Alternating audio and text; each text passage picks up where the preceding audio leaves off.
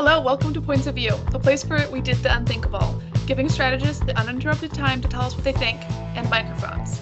I'm joined here with Jamie Hardesty, SVP of Scientific and Healthcare Strategy Director, and Jimmy Doucette, VP Strategy Director. And they'll be working to sway me, Cameron Scott, Marketing Associate, and Jack Health Resident Gen Zer on some hot button topics and healthcare and beyond. Here's how it works. They get an alternating 30 seconds to answer the same question. When light bulbs go off for me, I award them a point.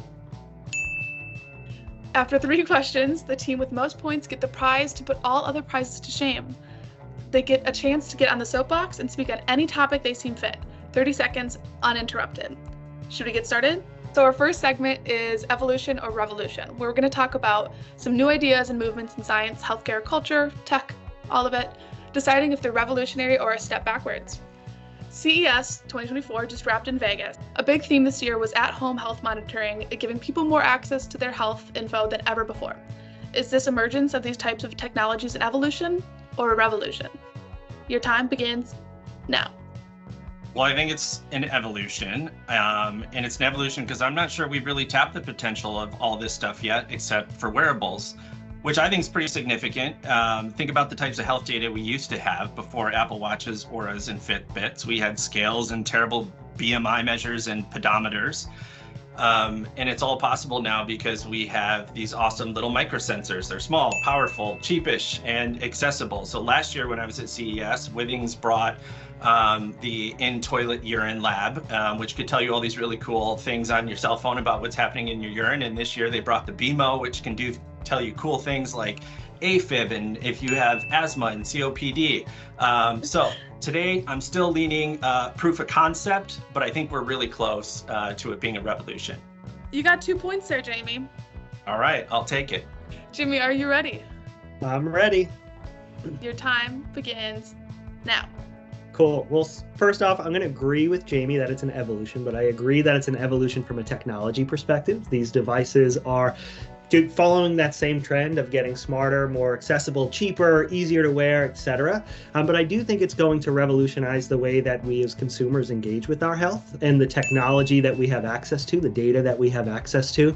We saw over the course of the pandemic, we became much more health conscious. We became much more interested in that health data, and we're starting to make decisions on it. So while I think it's evolutionary in terms of the technology itself, I think it's revolutionary in terms of consumer behavior and the way that companies are going to use that consumer behavior. Very well said.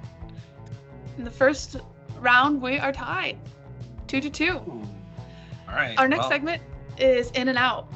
So speaking of CES, if you're the CEO, Chief Events Officer of a healthcare, health tech, or digital health company trying to decide where to invest your event budget, should CES be one of your tentpole events? Is CES in or out? So since Jamie started last time, Jimmy, you get to start us off this time. Ooh. Okay. Your time begins now. I am going to surprise everybody and say that I am out on CES, and not because I think that CES is not a worthwhile platform or that they don't do a great job. I think they do. I just think that CES is massive. And if I were going to CES, I know that it takes over the entire city of Vegas, multiple venues, multiple places. You're competing with everybody from Hyundai and Toyota to LG and Sony and Samsung. How am I going to get people's attentions? There's a data point that 2/3 of Congress attendees have a list of people that they want to go see before they show up. I'm going to go to a place like South by Southwest where it could be more cultural. There's more open space. There's more green pasture, and I can influence the culture that way. Lovely. Nice. Jamie, you ready to take that? I'm ready to take it. Okay, ready? Go.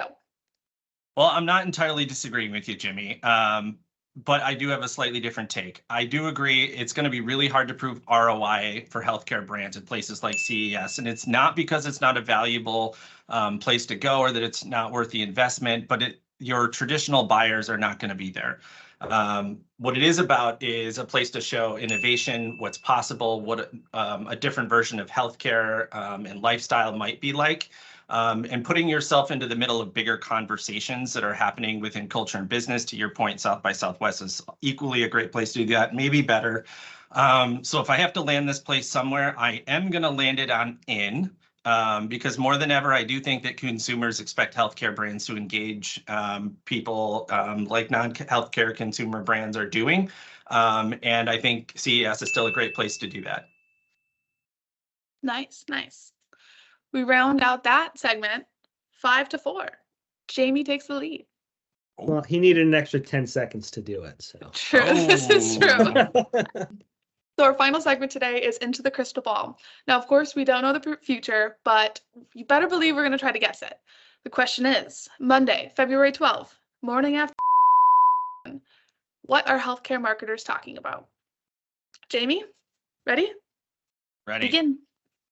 I think we're going to see pharma on the sidelines for the most part, outside of maybe Estella being back. They were there last year in support of a potential product launch, that Veoza that came out.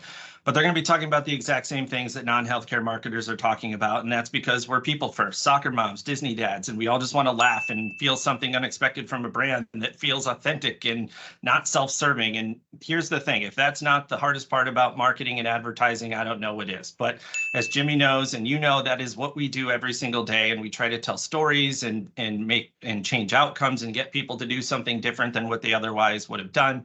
Talk to a doctor, go get a screening. So maybe as healthcare marketers, we didn't know that that's what we were consciously looking for in commercials, but it's absolutely what we noticed. Jimmy, ready? Ready. Begin. I think they're going to be talking about two things. Number one, they're going to be talking about Taylor Swift, because that's all everybody ever talks about any Monday morning after any of these football games. And she's going to be there. So I think to Disney dad, soccer mom, they are going to be talking about Taylor Swift and the power there. I also think that they are going to be, I think the NFL has a great chance. They're a great platform for medical innovation. You have guys going out like Aaron Rodgers, Nick Chubb, stars going out with huge injuries. They're on their own healthcare journey back to where they have to be to get to where they're going in their career. And I think the NFL as a platform is a huge opportunity when we round out to healthcare systems and we think about healthcare more broadly. They're a great platform to highlight these stories. Well, our audience at home knows already, but we do have a winner. It is a strategist. Starts with a J. Jamie. Oh. You beat him by 1 point, slim margin. It was a close one. Hey, this might be my N of 1, so I'll take it. Well deserved. Are you ready for your soapbox? Your time starts now. All right. Well, listen, I'd be remiss if I didn't use this space to thank the two of you for coming on this ride with me. This started as a really crazy idea. So this is a ton of fun. I think we're going to keep doing this and we're going to have a lot of fun on this ride. So thank you.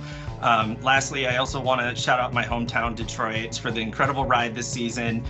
And I can't wait just as soon as I get over this loss, Cameron. Well, thank you guys both for joining, and that's all for today. So thank you for watching the first episodes of Points of View with Jack Help, and we'll see you next time.